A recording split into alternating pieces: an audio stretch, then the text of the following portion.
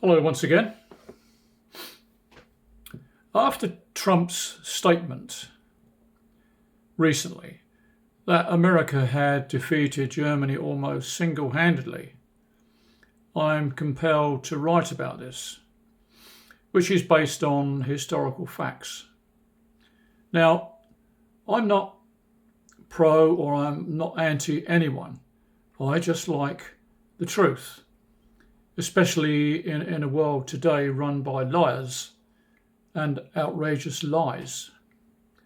And I'll leave a link to Judge Napolitano's site where Ray McGovern, who attended the Russian celebrations, and he gave an interpretation of Putin's speech to his nation. It was very short and succinct, but right on point. And I encourage you to watch it. It's very, very interesting. And also, Putin commended the West for their help in World War II. It's almost unbelievable how the West trivializes the achievements of the Soviet army, the army that was responsible for defeating Nazi Germany.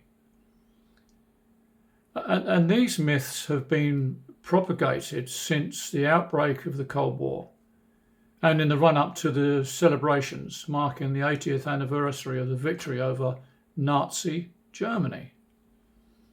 The Russians are being left out of the equation, and this cannot stand.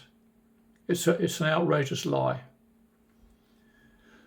Fact, the Soviet forces killed 76% of German soldiers. All other allies together, France, Great Britain, the United States, etc., killed 24%. And if you look at the liabilities side, or rather how much blood the individual countries gave for their victory, the weight is evenly more striking. American losses in Europe, approximately 250,000.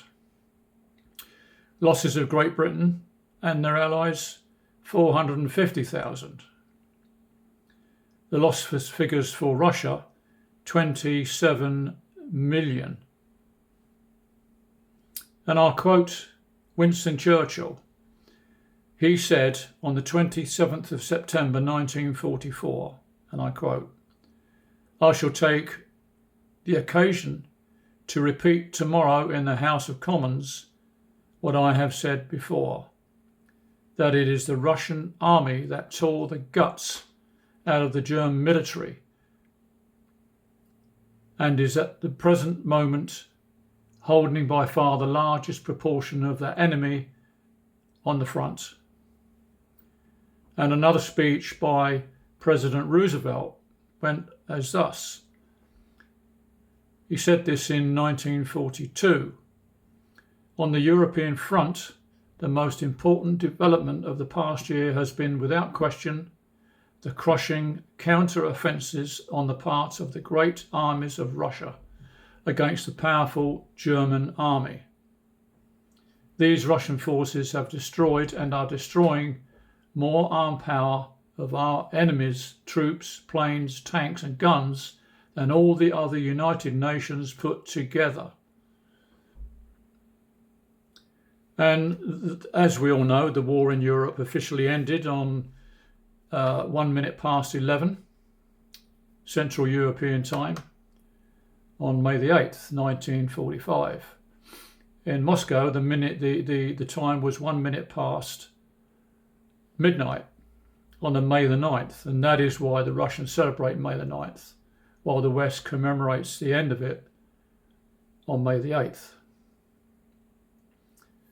Both Trump and Starmer told outrageous lie when they said they won World War II together, forgetting Russia completely. What is this thing? What is going on? It's pure hatred from whenever, I don't know, the past, somewhere along the past. Someone didn't like Russia. Only one other country experienced comparable civilian casualties: China. And according to scholarly sources, about 12 million Chinese civilians died as a result of the Japanese military actions, occupations, policies, massacres, and war-induced famine and disease between 1937 and 1945.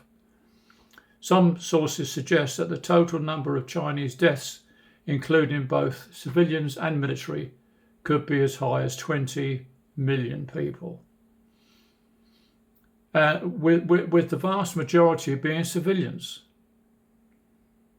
The Nanjing massacre alone resulted in the deaths of between 100 and 200,000 Chinese civilians and disarmed soldiers in just a few weeks in late 1937 to early 1938. And this is why China's leader, Xi Jinping, is in Moscow. Both Putin and Xi understand that foreign invaders left a permanent scar on the cultural psyche of the Russian and Chinese people, one that is not quickly erased by the passage of time.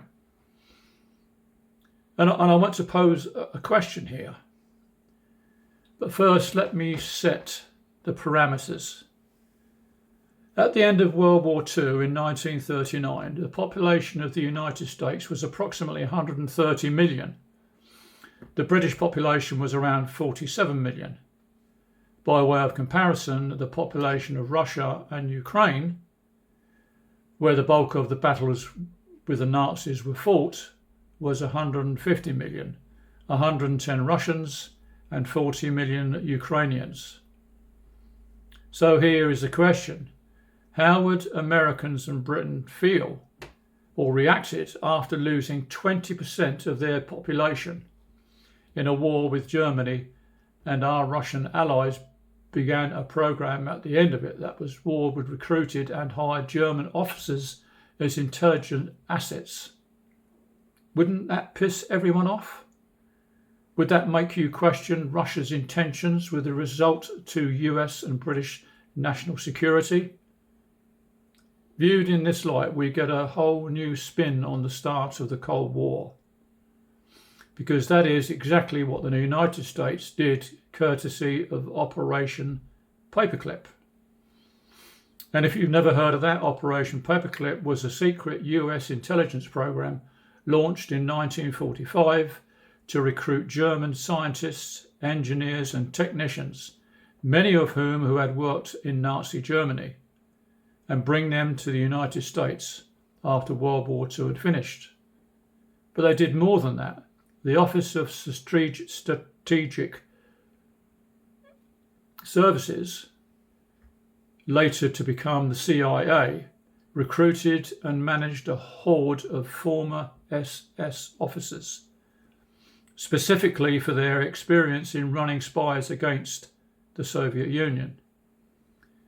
And as the Russian people assembled on May the 9th to remember the enormous sacrifice of their fathers, mothers, grandfathers, grandmothers and great-grandparents, they also remembered that the United States, besides being an ally in the war to end Hitler, quickly pivoted after that and began targeting the Soviet Union. They remember that. We don't. So thank you for listening to a little documented history. And that, by the way, is there for any one of you to research. Just look it up. So thanks for listening. Bye-bye.